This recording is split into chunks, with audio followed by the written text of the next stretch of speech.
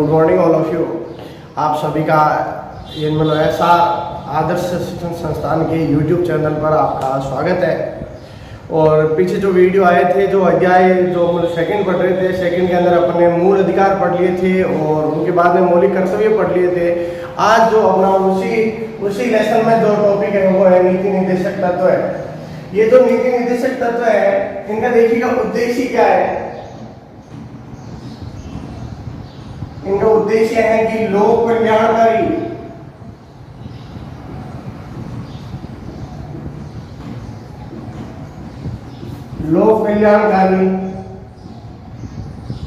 राज्य की स्थापना करना,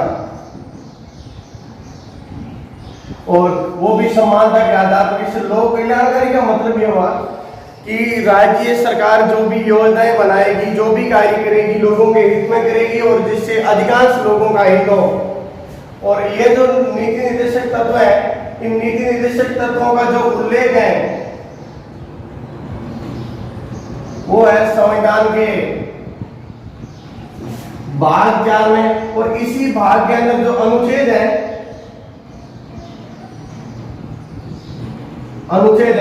36 से 51 तक इन नीति निर्देशक तत्वों का उल्लेख किया गया है। इससे पहले अपन ने पढ़ा था कि मूल अधिकार है उनका उल्लेख है भाग 3 में था। भाग 3 में अनुच्छेद 12 से 35 तक किया गया था। तो उससे आगे देखिए 36 से 51 तक इन नीति निर्देशक तत्वों का उल्लेख किया गया है। और ये जो नीति निर्देशक तत्व है ये आयरलैंड के संविधान से अपनाए गए हैं।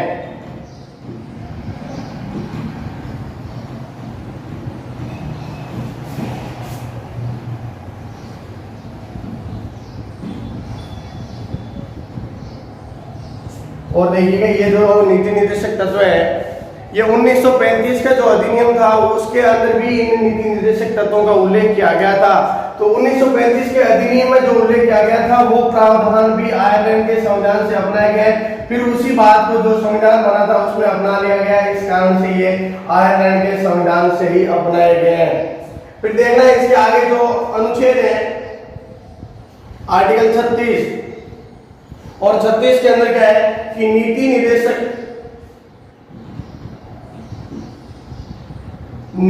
निर्देशक तत्वों के संदर्भ में राज्य शब्द को परिभाषित किया गया है। और जो देखिएगा कि जो राज्य शब्द को परिभाषित किया गया है, और ये जो राज्य शब्द है, इस राज्य शब्द को जो भाग 3 था, भाग 3 और भाग 3 के अंदर था अनुच्छेद 12, और इस अनुच्छेद 12 के अंदर भी राज्य शब्द को परिभाषित किया गया है। जो राज्य शब्द को परिभाषित 12 के अंदर किया गया है वो ही 36 के अंदर है। तो इस राज्य शब्द का मतलब ये हुआ कि जैसे कि यानी कि किसी राज्य की सरकार है और वहां की विधानमंडल है या केंद्र सरकार है या फिर संसद है, ये सभी क्या है कि राज्य शब्द के अंतर्गत आते हैं। तो आर्टिकल 36 के अंदर है राज्य शब्द को परिभाषित किया गया है। नेक्स्ट देखिए आर्टिकल है 37।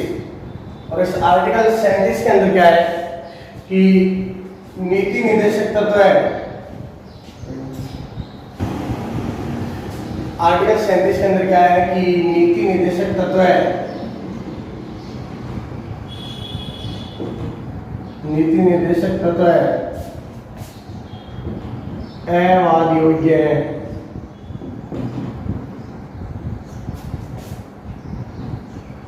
इन्हें न्यायालय द्वारा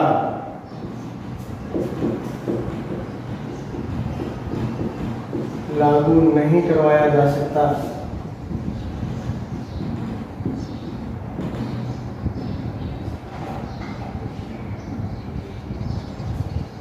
नीति निर्देशक तत्व अवाद योग्य और अवाद योग्य, ये जो मूल अधिकारों में पढ़ा था कि मूल अधिकार है वाद योग्य था, यानी कि आप उनके खिलाफ में न्यायालय जा सकते हो, जबकि ये है कि अवाद योग्य है। अवादी का मतलब ये हो गया कि ये न्यायालय के द्वारा लागू नहीं करवाया जा सकता है, यानी इनके खिलाफ में आप हाई कोर्ट सुप्रीम कोर्ट में कोई याचिका दायर नहीं कर सकते हो।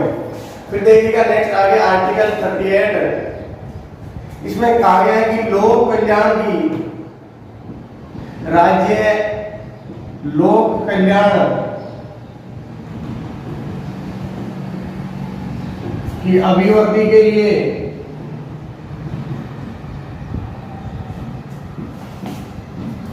लोक कल्याण की अभिवृद्धि के लिए सामाजिक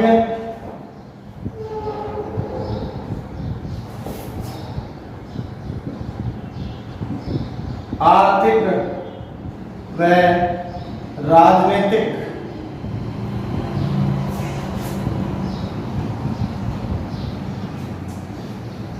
यानी कि सामाजिक आर्थिक व राजनीतिक न्याय की स्थापना करेगी।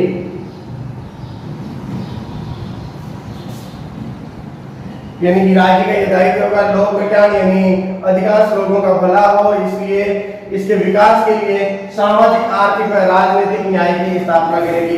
फिर आप नोट लगा के इसी में लिखोगे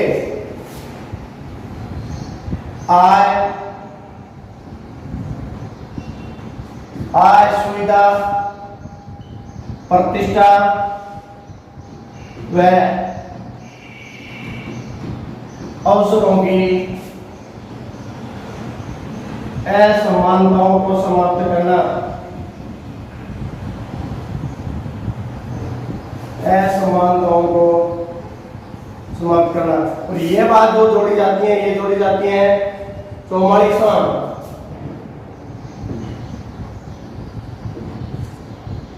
संविधान संशोधन अधिनियम 1978 के द्वारा जोड़ा गया। यानी कि पहले यह था कि राज्य लोक कल्याण की अभिवृद्धि के लिए सामाजिक आर्थिक और राजनीतिक न्याय की स्थापना करेगा, और फिर एक संविधान संशोधन होता है 44वां, और इस 44वें संविधान संशोधन अधिनियम 1978 के द्वारा ये बात जोड़ी जाती है कि आय सुविधा प्रतिष्ठा और अवसरों की असमानता को समाप्त किया जाएगा।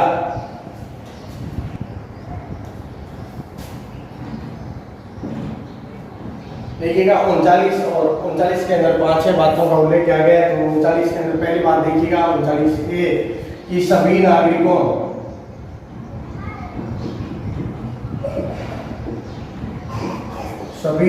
को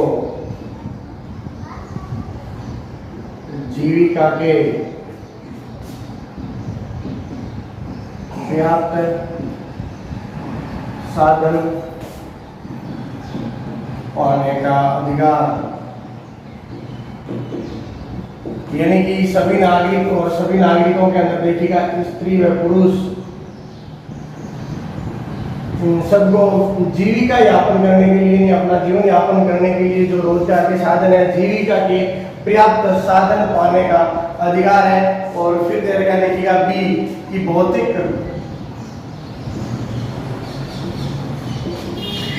साधनों का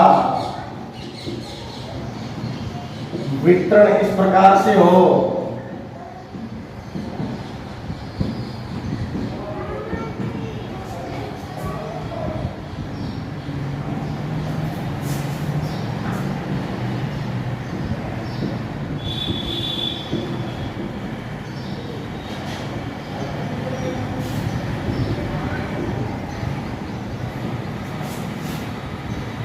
सार्वजनिक हित हो, यानी कि राज्य के जितने भी भौतिक संसाधन है उन संसाधनों का वितरण इस प्रकार से किया जाएगा कि उसके अंदर सार्वजनिक हित हो, यानी कि सभी लोगों को उसको, यानी जो मतलब राज्य के भौतिक संसाधन है उनका जो फायदा है सभी लोगों को पहुंचे। फिर देखिएगा नेक्स्ट आगे सी कि धन है उत्पादन के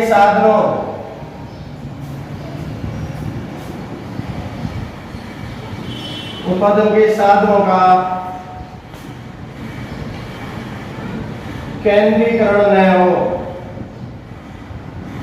इसका मतलब यह हुआ कि जो धन और उत्पादन के साधन है इनका केंद्रीकरण यानी किसी एक व्यक्ति के हाथ में नहीं होना चाहिए, क्योंकि इसको ये सार्वजनिक हित होना चाहिए, सामूहिक हित होना चाहिए, यानी सभी लोगों के पास में बराबर होना चाहिए। तो इसका यानी जो उत्पादन के साधन है उनका केंद्रीकरण ना हो। फिर नेक्स्ट देखिए आगे की, चाहे स्त्री हो चाहे पुरुष हो, स्त्री व पुरुषों को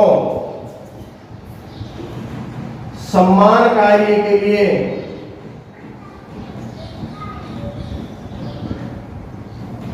समान वेतन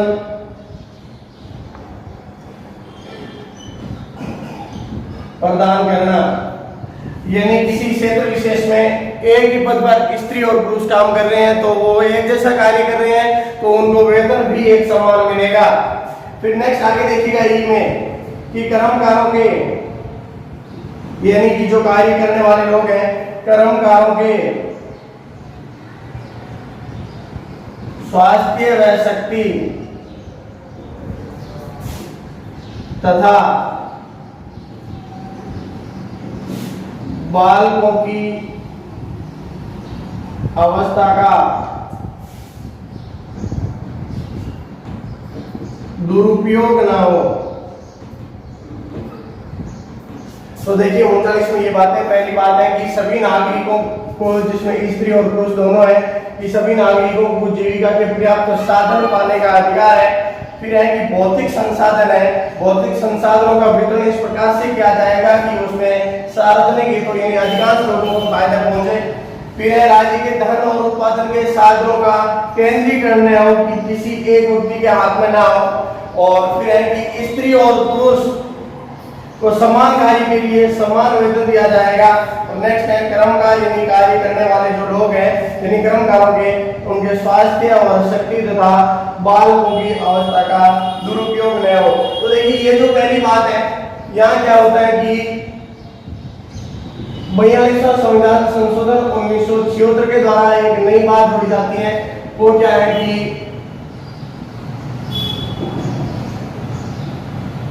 निःशुल्क न्याय व विधिक सहायता प्रदान करना। अब ये किसको प्रदान की जाएगी देखिएगा, जो बीपीएल है ब्लू पॉवर्टी लाइन से नीचे के जो लोग हैं वो उनका कोई केस हो गया तो वो अपना वकील नहीं बना सकते, तो सरकार क्या करेगी, अपना वकील प्रदान करेगी उनको, यानी निःशुल्क न्याय है, यानी वो उनकी वकालत करेंगे। तो निःशुल्क है विधिक सहायता का प्रदान जो प्रावधान है ये क्या गया 39A में, यहाँ पर छोटा ए लिखा गया है, ये बाद में जोड़ा गया 42वें संविधान संशोधन के द्वारा। तो 39A में ये बात जोड़ी जाती है कि निःशुल्क न्याय है विधिक सहायता प्रदान करना। देखिएगा आर्टिकल 40 है, तो आर्टिकल 40 के अंदर क्या है कि राज्य ग्राम पंचायतों के गठन का प्रयत्न करेगा तथा उन्हें वो सभी शक्तियां प्रदान करेगा, उन्हें वो सभी शक्तियां प्रदान करेगा जिससे एक स्वायत्त शासन की इकाई के रूप में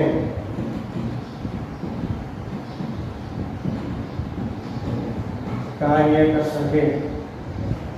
इसमें देखिएगा कि राज्य का ये दायित्व होगा कि वो ग्राम पंचायतों के गठन का प्रयत्न करेगा और उन ग्राम पंचायतों को वो संपूर्ण शक्तियां प्रदान करेगा जिससे वो एक स्वायत्त शासन की इकाई के रूप में कार्य कर सके। तो स्वायत्त शासन का मतलब क्या हो गया कि जो पंचायतें हैं उनको वो सारे अधिकार दिए जाएंगे जिससे वो संपूर्ण रूप से यानी मतलब अपने आप पर निर्भर होकर के कार्य कर सके।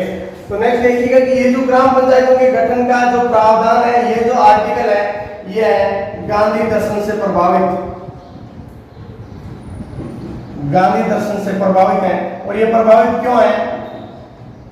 क्योंकि गांधी जी की जो ग्राम स्वराज्य की अवधारणा थी उसी से ये लिया गया है, इस कारण ये गांधी दर्शन से प्रभावित है। और यार जिस टाइम संविधान लागू हुआ था उस टाइम जो पंचायतें थी उनको कोई संवैधानिक अधिकार प्रदान नहीं किया गया था।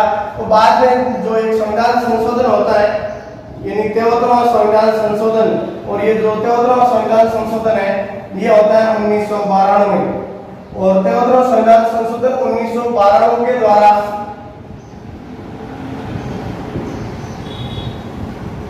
जो ग्राम पंचायत है या फिर पंचायती राज है, इस पंचायती राज को संवैधानिक दर्जा प्रदान किया गया। और ये जो आर्टिकल है ये लागू होता है 24 अप्रैल के दिन, 24 अप्रैल 1993। 24 अप्रैल को लागू होने के कारण इसी 24 अप्रैल को पंचायती राज दिवस मनाया जाता है। और फिर होता है एक 74वां संविधान संशोधन, और ये 74वां संविधान संशोधन है यह भी आपके 1992 में होता है, जब ये जून 1993 में लागू होता है। और इसके द्वारा क्या होता है कि नगरीय निकाय है उनको संवैधानिक दर्जा प्रदान किया गया है। थैंक्स। जो इससे आगे के जो है वो अगला वीडियो आएगा उसमें पढ़ेंगे।